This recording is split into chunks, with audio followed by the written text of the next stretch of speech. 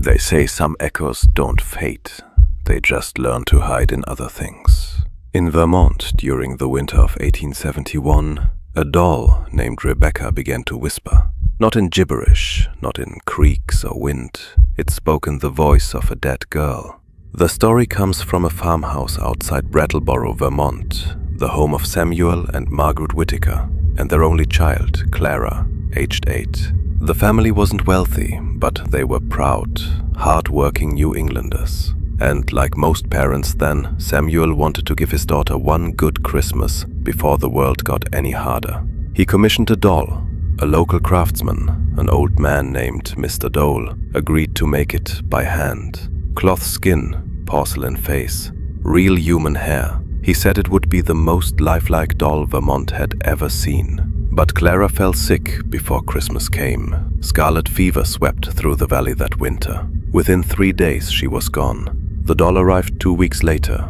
Paint still fresh, tiny blue dress perfectly pressed. Margaret couldn't bear to look at it. Samuel, lost between grief and guilt, placed it in the cabinet by the parlor window, where the light could reach it, but their eyes didn't have to. It started one night in February. Margaret was sitting by the hearth when she heard it, a sound like someone trying to speak through fabric. She thought it was wind through the boards until she heard it again, soft, deliberate. "Mama?" She froze. It was Clara's voice. When Samuel came downstairs, she told him what she'd heard. He searched the room, the walls, the chimney, the floorboards. Then his eyes fell on the cabinet. The doll was sitting there, its glass eyes glinting in the firelight. Over the next few weeks, the whispers grew bolder. Sometimes it laughed, sometimes it hummed the tune Clara used to sing before bed. They locked it in the cellar, but every morning it was back in the cabinet by the window. Neighbors stopped visiting after one couple, the Harrows, claimed they heard a child whispering behind them during supper.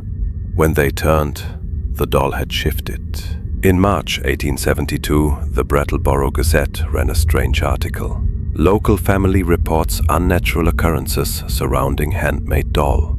It described the whispers, the movement, and the fact that Samuel had become afflicted by voices. He told the reporter, "It speaks when no one else will.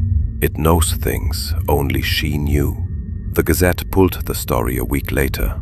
No explanation was given. Desperate, Margaret turned to the local pastor, Reverend Harlan. He agreed to perform what he called a cleansing. It wasn't a full Catholic exorcism, but something older. A Protestant rite mixed with folk ritual. That night, he laid the doll on the parlor table, surrounded by candles and holy water. He began to pray. Halfway through, the flames flickered out. The air turned cold enough to see breath. And then, the doll spoke. Not a whisper this time, a full, small voice. "Please don't leave me in the dark, Mama." The Reverend dropped his Bible. By morning, the doll was gone. The parlor window stood open, frost on the sill. Outside, fresh snow, and 3 sets of footprints. 2 small, 1 large, leading toward the woods and ending abruptly halfway down the path. After that night, the house fell silent. No voices, no movement. The Whittakers left Vermont within the month. Years later, in 1901, the Whittaker farmhouse was sold to a family from Boston. During renovation, workers found a small wooden box inside the wall behind the cabinet. Inside was the Rebecca doll, its porcelain cracked, dress still blue, mouth slightly open. Wrapped around its neck was a faded locket containing a photo of Clara Whittaker. They say when the box was opened, someone heard a voice from the empty parlor whisper, "Thank you for letting me out." The Vermont Historical Society still keeps a single record of the case, a ledger entry labeled Whittaker Family Incident, 1872, Parish Record, Confidential. The last line, written in Reverend Harlan's hand, reads, "The child's voice ceased at dawn.